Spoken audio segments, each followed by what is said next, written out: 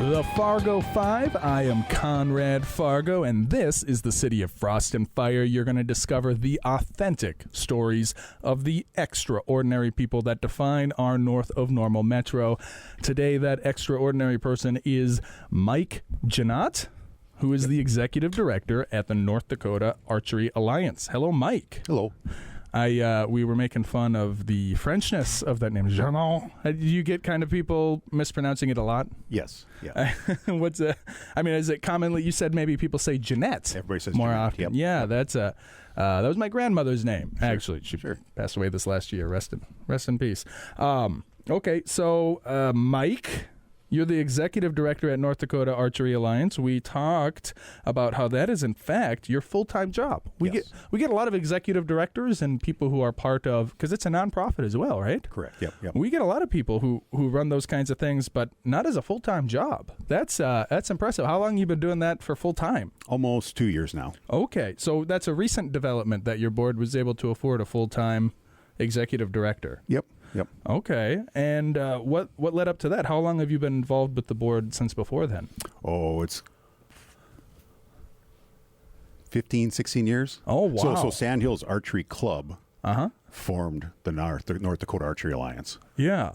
So the North Dakota Archery Alliance is a couple years old, but Sandhills has been around for ever. Okay, so tell me more about that. So obviously you were into archery in order to come do it, right? Yep. And so how long have you been into archery? When did that passion begin? I didn't start shooting bow till I was much older. I was probably 30-ish years old, but I got into the competitive side of it. I'm originally a hunter, but I got into the competitive side of it, and that's where you start forming your friends, and then we go to tournaments, and it just kind of grew from there. So you never picked up a bow until you were 30 years old? Right, yep. How old are you now? I 49. Okay, so but 19, oh wow, okay. After 30, I feel like the years start to, because I didn't feel like you were that much older than me. It is, you're only 11 years older. Sure. I'm getting old. You're getting old. I am getting old.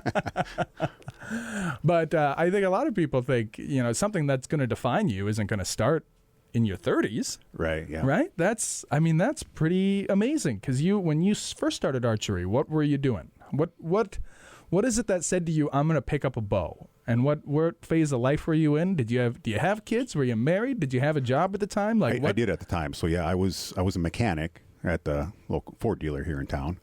And like I said, I was a hunter and just wanted to extend my hunting season. Gun season is real short. I just wanted to, because bow season starts in September and runs all the way through. I didn't know any of this, and I don't know anything. So, I don't hunt, and a lot of people, and I also don't like killing things. So a lot of people, but I also don't like being bored. So sure, it's just not a good fit for me.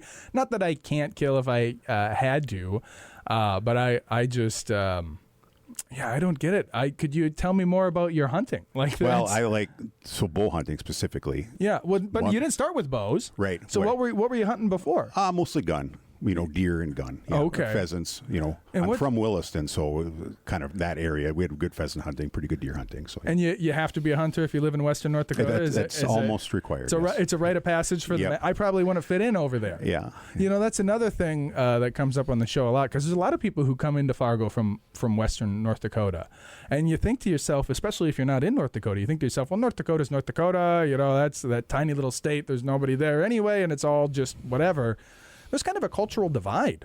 Yep, for sure. Isn't there? Yep. Yeah. When did you move out to the east? I went to school in Wapaton. Oh, okay. Yes. And I was 18 years old. Well, and Wapaton is south of here. Yep. Right. And that's still east. And that was a different culture as well? Yep. And then you moved up to Fargo. What brought you here? The job. Yeah. The job at Ford. Yep. And I'm very curious what you experienced as far as cultural differences between Western North Dakota, Wapaton, and Fargo. Yeah, for sure. It's a lot faster pace of life. I'm jogging my memory, trying to go back. Yeah, faster pace of life, and the flatness. For sure. Yeah. So it's because it's quite hilly out there. Yeah. Okay. Yeah, and it is really, really flat out here, and that's why, for my money, where I live in town here, and my next home needs to come with trees. That's kind of an often overlooked, because the weather, I live in central in town, but you go out to Osgood or whatever, and they're great homes. Great. But But the flatness, there's no trees. That wind out there is it not so windy out in Williston? It still is, yeah. But it's a different climate. It's drier. Yeah. Yeah. Even drier than here. Yep, for sure. Wow. Okay. And then it's faster. It's faster in Fargo. Is it faster in Wahpeton too? I'm not familiar with Wahpeton. No, I don't think so. That's more small townish. Okay. Yeah. So, all right. That's, and I think, again, a lot of people just think North Dakota, whatever, but Fargo's kind of the big city out here. Yep. Have you ever lived anywhere else besides? I have not. We live in Horace now, but it's same. Yeah. That's southwest Fargo. Right, yeah, for sure. And not a lot of trees, or did you move next to the river there? That's the only place where the trees are. We are close to the river. We have some trees in our backyard. Yeah, good on you. Good on you. Okay, so you get you pick up the bow because you're saying to yourself, I love hunting. Like, I'm obsessed with this. I want to hunt more. What is it about hunting that gets your blood pumping? What is it that you love? Well, I truly believe it's in us. Yeah. And it's not bow hunting. That's profound. Yeah, bow hunting is, it's part of survival. Yeah. Archery specifically was survival and protection. It's for years. But archery's hunting is more about just getting outside. I like to hunt the Badlands, so sitting on a hilltop, glassing for deer, watching the sun go down. That's the style of hunting I like. Well, it's just picturesque, right? Yeah, very much. Most of the time, you're just admiring the nature and the landscape. Yep. Yeah, but it's more about that. Yeah, for sure. But then the exciting time comes, right? But when I think, hunting more active, you got to go after and go get it. But a lot of it is just kind of waiting around, isn't it? Or what? Even with a bow. Yeah, because you got to be close. So it's so you'll scare them away if you're running after them. You got to pick your battles and try to be super sneaky. Yeah. Okay, so you get into bow hunting. I want to know more about that. So you must have been hearing for a long time that the hunting season is longer. Yep. And so you said to yourself, I'm going to pick this up. Like, how long was that? Like, how long was the idea in your head before you actually picked up the bow and started to do it? My friends back home in Williston, they would go bow hunting for months and never shoot a deer. I'm like, that's a very inefficient way to bow hunt. Yeah. But I suppose as I got older and just kind of fell in love with shooting a bow, it's very meditative. Yeah. And that kind of drew me into it. It's more than just hunting. It can be a form of meditation, just shooting a bow. So yeah. So did you do a lot of practice first, or you picked up that bow and went straight out into the field? No, lots of practice. Lots of practice. Yeah. And what's that look like? Like, is it a heavy investment? If I wanted to get into bow hunting, it sounds like good exercise. It sounds like good for the mind. Very much so. Yeah. I like to do yoga for many of the same reasons. It's just nice to force yourself to slow down. Otherwise, you're never going to slow down. Yep. How much is a bow to pick up, and how much do you have to go? What is the initial investment even to go find a place to practice? You're not just shooting in your backyard.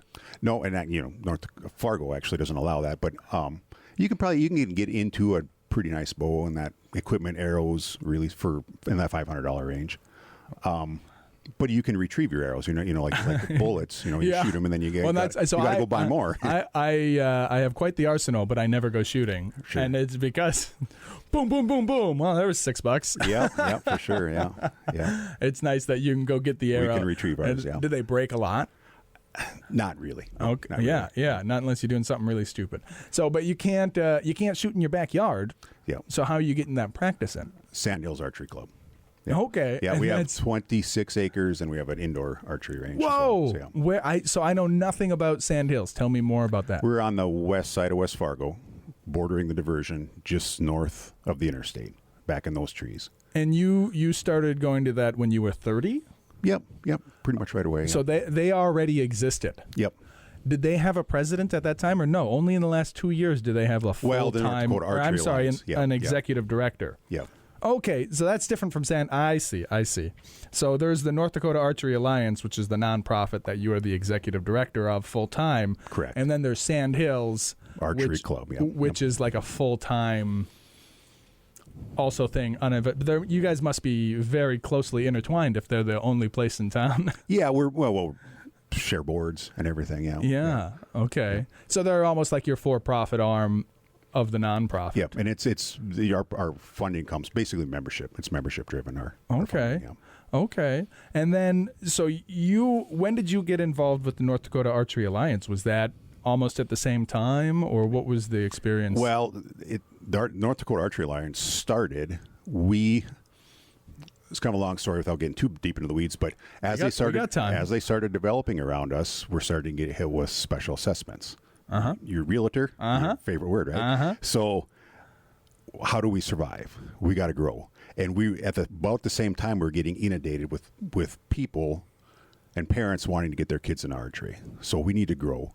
Nonprofit seems to be the way to do that, because it's hard to charge a 12-year-old $50 an hour to shoot a bow. Yeah. Especially when it's something new. So we need some help with that. Absolutely. And that leads to bigger tournaments, bigger events, more activities for everybody, and youth specifically. Yeah. What is the youngest age that people get into archery?